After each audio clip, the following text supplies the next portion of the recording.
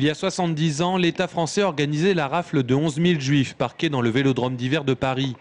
À Tours, 200 juifs, hommes, femmes, enfants furent raflés les 15, 16 et 17 juillet 1942.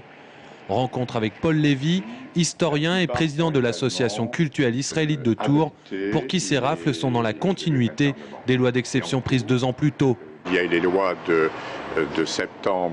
d'octobre 40 qui déjà interdisaient un certain nombre de fonctions aux juifs. Il y a eu ensuite le port de l'étoile juive. Et donc 42, c'est vraiment la décision qui souligne les véritables intentions du régime, c'est-à-dire faire disparaître les juifs de France et les transférer vers les camps d'extermination que les nazis avaient mis en place. L'école Michelet fait partie de ces lieux d'emprisonnement d'enfants qui ensuite ont transité par le camp d'internement de la Lande à Mons, avant de rejoindre le camp de la mort d'Auschwitz. On évoque souvent la rafle du Veldiv à Paris, qui a permis d'interner 11 000 juifs dans l'endroit le plus vaste de Paris, c'est-à-dire le Vélodrome d'hiver. Mais on oublie que dans toutes les grandes villes, il y a eu également des arrestations le 15 et 16 et même le 17 juillet. Et à Tours, il y a eu effectivement, comme vous le disiez fort justement, 200 personnes qui ont été arrêtées et internées dans le camp de Mons et dans d'autres centres comme l'école Michelet ou l'école normale. Une cérémonie est organisée dimanche à la synagogue de Tours pour se souvenir des Juifs raflés et saluer les justes d'Indre-et-Loire.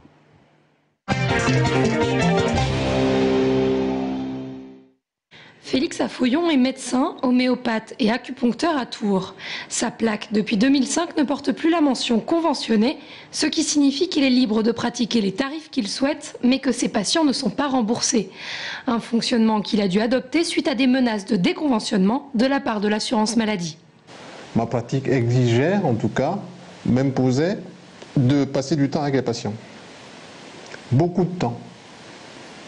Donc je ne pouvais pas, honnêtement, me contenter de aller à l'époque, c'était une vingtaine d'euros, je crois, par consultation. Donc je demandais un dépassement qui n'était pas accepté par la caisse primaire. Des dépassements d'honoraires systématiques d'une dizaine d'euros que l'assurance maladie jugeait injustifiés. Mais en abandonnant sa convention, le docteur Affoyon a perdu les 3/4 de ses patients. Il juge que le système des dépassements d'honoraires devrait être complètement repensé en laissant à chaque médecin le choix du prix de sa consultation sans que l'assurance maladie retire sa convention. Il faut moduler les tarifs en fonction du temps passé, bien sûr. Et que la Sécu prenne en charge, si vous voulez, la consultation minimum. Les médecins généralistes sont d'ailleurs généralement plutôt bons élèves en termes de pratiques tarifaires. Je n'ai pas connaissance en Touraine de médecins généralistes qui pratiquent les dépassements. Ce ne sont pas les médecins généralistes qui les pratiquent dans leur grande majorité. Nous sommes confrontés au dépassement pour nos patients, pour la consultation, les consultations spécialisées et pour les interventions chirurgicales le plus souvent. Les médecins généralistes de secteur 1, dont la consultation coûte 23 €, pratiquent parfois d'autres types de dépassements. Appelés dépassements pour exigence, ils correspondent par exemple à la facturation d'un service particulier, comme la volonté de consulter en dehors des horaires d'ouverture du cabinet.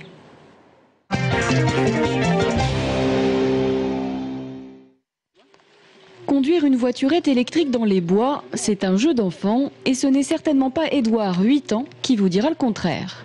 Grâce au programme d'accueil familial de vacances du Secours catholique, ce jeune garçon originaire d'Angers est venu s'installer pour 3 semaines en Touraine, chez Stéphane, Amélie et leurs 2 enfants. L'occasion de découvrir d'autres paysages et de s'extirper d'un contexte familial parfois compliqué. Et au bout d'une semaine, il y a déjà quelques anecdotes à raconter. On est allé au restaurant, on a eu un petit cadeau, parce que c'était son anniversaire. Regarde la guêpe. Oh, il y a la reine. Oh, elle est grande, elle. Attends, je l'écrase. Non, pas la reine. Pourquoi? Bah non, parce que sinon on n'aura plus de miel. Avoir ses 2 enfants, l'accueil familial de vacances, c'est donc essentiellement une question d'échange. Un dispositif financé et encadré par le Secours catholique qui peine pourtant à trouver des volontaires. Aujourd'hui en Indre-et-Loire, on compte seulement 15 familles d'accueil contre une quarantaine il y a 10 ans. Jusqu'à une certaine époque, c'était beaucoup de familles d'agriculteurs donc qui avaient du temps disponible. Le milieu agricole a changé, donc les agriculteurs ont peut-être moins d'enfants, moins de temps pour accueillir des enfants dans ce cadre-là. Donc on essaye aussi de proposer de nouvelles formes d'accueil, peut-être un peu moins longues, sur des périodes un peu plus variées. Pour Amélie et Stéphane, c'est la première fois. Et si les premiers jours ont été source de quelques recadrages, ils sont loin de regretter la venue d'Édouard dans leur foyer. Quand un enfant vous dit qu'il est heureux d'être chez vous, d'être avec vous, ça, c'est gratifiant, quoi, ça apporte quelque chose. Non, puis on se dit qu'on a réussi quelque chose quand même. C'est bien, même si c'est que 3 semaines. 3 semaines, c'est pas grand-chose, mais c'est beaucoup pour lui. Aucun doute alors, toute la famille est prête à renouveler l'expérience et Édouard à revenir en Touraine. De quoi tisser des liens qui peut-être dureront plusieurs années.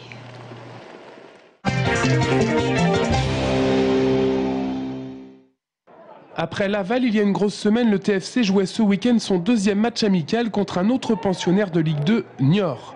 Les joueurs de Peter Zeidler n'ont pu faire mieux qu'un match nul 1 partout. Le but tourangeau a été inscrit par Blaillac à la 30e minute avant que Niort égalise à la 59e. Ce mardi, Tours rencontre Orléans en amical à Saran avant de recevoir ce vendredi Clermont à la Vallée du Cher à 19h. Toujours en match de préparation.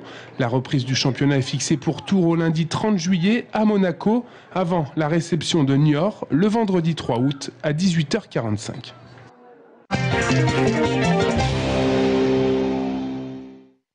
Début septembre, une série de travaux vont débuter pour en finir avec les chemins boueux. Le nouveau parcours sera accessible aux fauteuils roulants, mais surtout, 5 plateformes en bois seront aménagées pour observer et expliquer la faune et la flore du Marais. Ce marais qui, justement, est le dernier vestige du site tel qu'il existait à l'époque de François Ier. Il faut qu'on puisse conduire le visiteur librement au fond du plan d'eau, mais aussi lui donner à voir des choses magnifiques de la nature, avec un petit peu d'explication sur les types d'oiseaux très rares qu'on a ici. Par exemple, on a des balbuzards pêcheurs, ce sont des oiseaux très très rares. On a des autours des palombes. On a des buteurs étoilés, ce sont des oiseaux qu'on ne voit pas partout. Et souvent, nos visiteurs n'ont pas conscience, parce qu'on ne leur explique pas, qu'on est à côté d'une très grande richesse de la nature. Sur les 2,5 km du parcours seront jalonnés des bornes d'information au sujet des oiseaux, de la forêt et de la vie du Marais. En bout du canal, 2 zones humides seront reconstituées, à l'image des canardières où un certain Louis XIV aimait chasser le colvert.